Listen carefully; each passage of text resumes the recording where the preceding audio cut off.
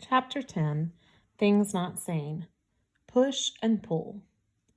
The girl is startled, and so am I, because she's not just typing on her laptop.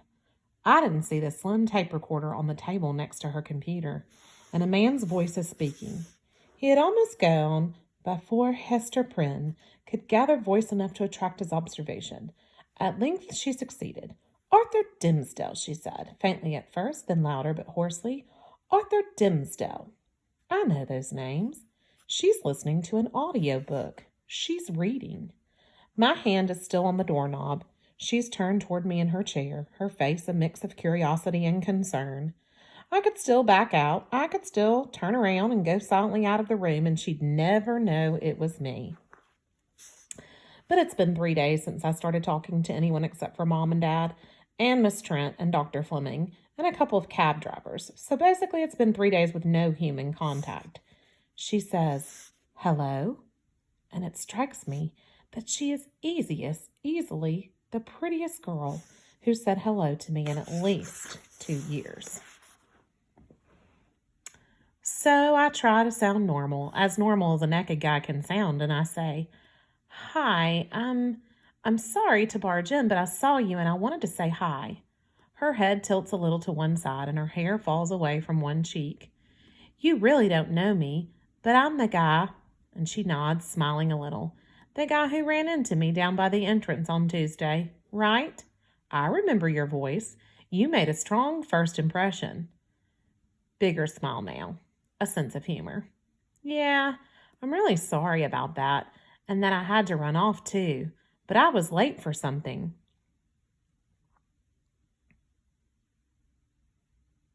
Sorry, I lost my place. She shrugs, still smiling. "No big deal. I'm usually the one who bumps into things. It was a nice change." I don't know what else to say, and neither does she. The tape recorder is still talking, like a third person trying to keep the conversation alive. I notice her hands, long fingers, sensitive, never completely still, as if she can tell I'm looking at her hands. She stirs, feels around a little, pushes a button, and the voice stops.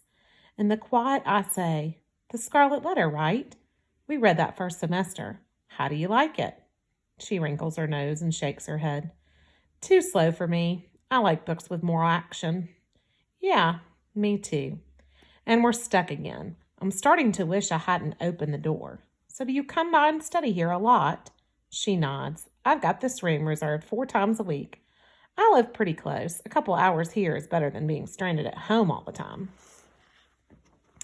"So you really don't go to school, like, not every day?" "Like, never. I take correspondence classes. Independent study through the U of C, so you can use the library and stuff." She shakes her head again. "I've got an ID because my dad teaches here. I take courses from a special school up in the North Shore." "Your dad teaches here?" "So does my mom." Something safe to talk about. Lame, but safe. "She's into English literature. What's your dad teach?"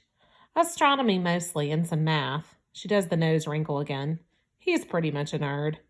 So we could also talk about our dads, try to figure out which one is nerdier, except before I think I hear myself saying, "How long have you been blind?"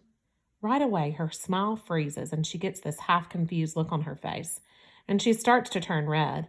I can't tell if she's mad and embarrassed, so I try to back off. I mean, like, I'm not trying to get personal, but I just wondered because I really don't know anyone who's blind, and I was just curious, she says, and her right eyebrow lifts up. "You were curious about the little blind girl." There's an edge to her voice. Not angry exactly. More like sarcastic and a little amused, like she can tell I'm embarrassed now. So she's messing with me. "It's all right," she says. "I can talk about it. I've only been blind for about 2 years." "Was it an accident or something?" "An accident. An accident, you mean? As opposed to maybe I made myself blind on purpose, maybe by poking myself with a sharp pencil, or like a pot of acid blew up in my science class, that kind of accident? Is that what you mean?" Definitely sarcastic now. I put my hands up like I'm backing off, which is stupid. Twice, first because I'm invisible, and second because even if I wasn't, she's blind.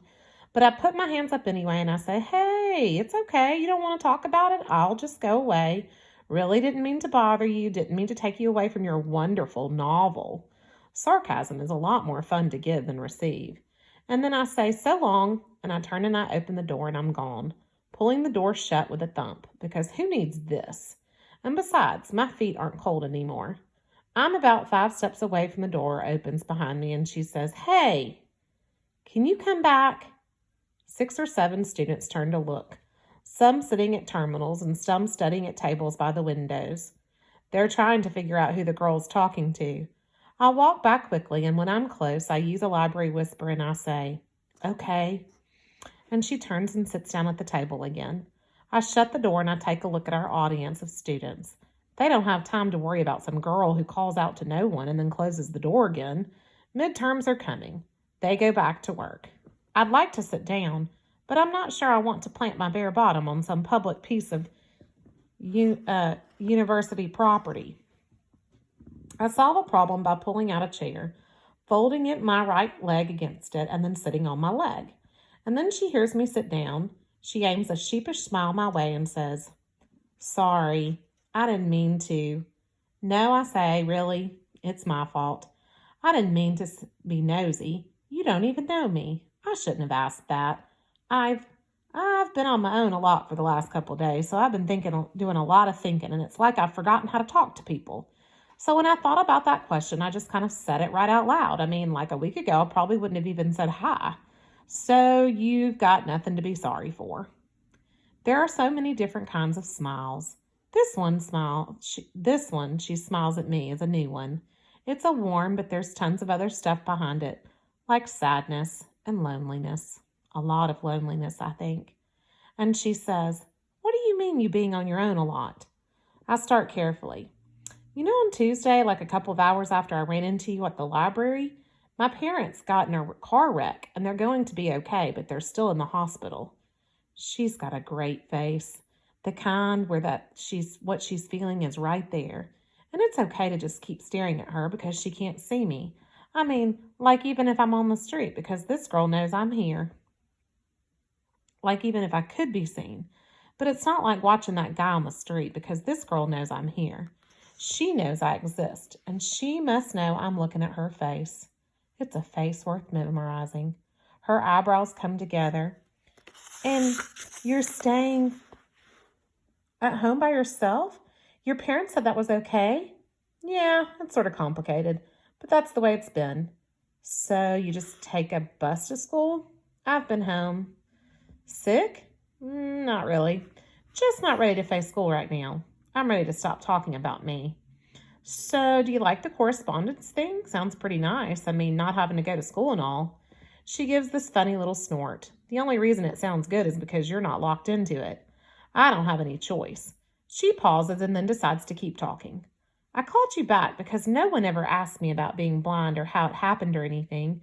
Most people just try to avoid me, especially other kids. It's like they pretend not to notice. So when you asked me that, it was a surprise. And it doesn't take much to get me feeling sorry for myself. It happens in a second. And then I get mad. And don't forget sarcastic. She grins and almost laughs, right, and sarcastic. A beeping sound fills the small room coming from the laptop. And then this demented-sounding voice says, 3:55 p.m. She smiles. That's Albert. He lives in my computer. I've got to be out of here in 5 minutes. She pauses again, thoughts running across her face. And then, are you going home soon too? Because I've got to be heading home. But if you're going to leave soon, we could walk a little. It's a pretty nice day outside. So I say, sure, let's go. In 2 minutes, her laptop and her tape player are packed away. She puts on her coat and backpack and picks up her long white cane. And we're on the move.